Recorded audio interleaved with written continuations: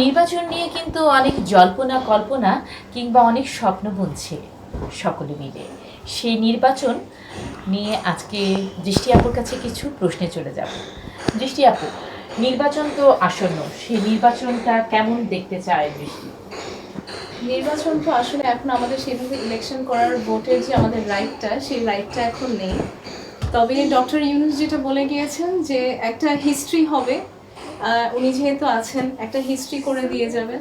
তো আমি চাই যে যেই আসুক, ওনার পরে আসুক বা উনি থাকুক, যেই থাকুক, আমাদের জানি যে নারীদের যে উদ্যোগ, নারীদের যে কাজ করার যে স্কোপ, এই স্কোপটা জানি আমাদের সবসময় ঠিক থাকে, এই জিনিসটা জানি বন্ধ না হয়ে যায়। আর প্রথমে যেটা বললাম যে আমাদের মেয়েদের কিন্তু অনেক স্কোপ আছে, স্কোপ ঘরে বসে থাকা কিন্তু this is a choice right now.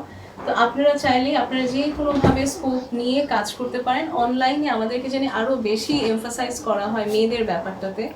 তো এই জিনিসটাই চাচ্ছি, নতুন যে সরকারি আসুক নতুন তাদের যে কাছে সরকারি আসুক, সে জানি এই জিনিসটাতে একটু এমফাসাইজ করে।